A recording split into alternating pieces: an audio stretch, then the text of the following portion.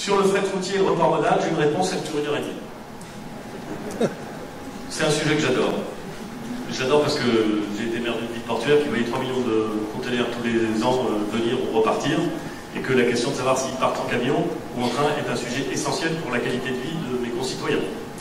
Donc c'est une question extraordinaire, mais je ne vais pas vous la faire en 1h30. D'abord, si on n'est pas très bon pour le report modal et sur le fret routier en France, c'est pas à cause de l'Europe. C'est à cause de nous. Et comme souvent, c'est pas la peine d'aller dire la faute c'est l'Europe. Pourquoi est-ce qu'on n'est pas bon sur le report modal? Pourquoi est-ce qu'on n'est pas bon sur le fret ferroviaire? Parce que pendant 40 ans, on n'a pas fait les choix qui nous permettraient d'être bons. Alors évidemment, on a fait d'autres choix, ils ne sont pas mauvais. On a fait le choix de transporter vite les passagers.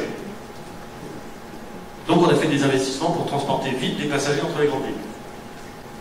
C'est un choix qui se respecte. On a créé un super réseau de TGV.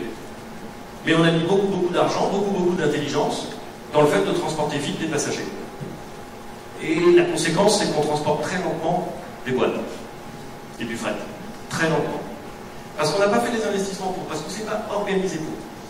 Parce que gouverner, c'est choisir, et choisir, c'est renoncer. Et qu'on n'a pas choisi ça. On a choisi de construire des infrastructures et de ne pas construire celles qui étaient nécessaires au développement du fret ferroviaire. Et c'est un problème. Parce qu'aujourd'hui, sur plein d'axes, vous avez des murs de camions qui polluent, qui sont dangereux. C'est aussi de l'emploi, hein. Je ne crache pas sur le transport routier, hein, ça existe. Je ne dis pas que ça n'a vocation à disparaître complètement. Mais c'est vrai que sur les grands axes, pouvoir avoir non pas des murs de camions sur les routes, mais des trains de marchandises remplis, nombreux et plus sûrs, honnêtement, ça aurait du sens. Et pour ça, il faut qu'on change le logiciel, il faut qu'on refasse des investissements, il faut qu'on arrive à créer la tarification qui va bien pour inciter à ça. Il faut qu'on réorganise notre système. Ça va prendre du temps. L'Europe peut nous y aider, parce qu'elle est très attentive, la Commission européenne, à l'organisation des flux logistiques à l'intérieur de l'Europe.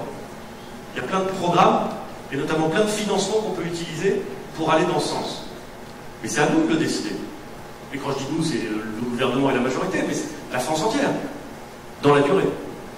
Moi, je suis un fervent partisan de développer le report modal, parce que c'est comme ça qu'on gagne des marchés loin, parce que c'est comme ça qu'on préserve l'environnement, et parce que je pense qu'en plus, ça a un impact sur la qualité de vie et la sécurité qui est absolument considérable.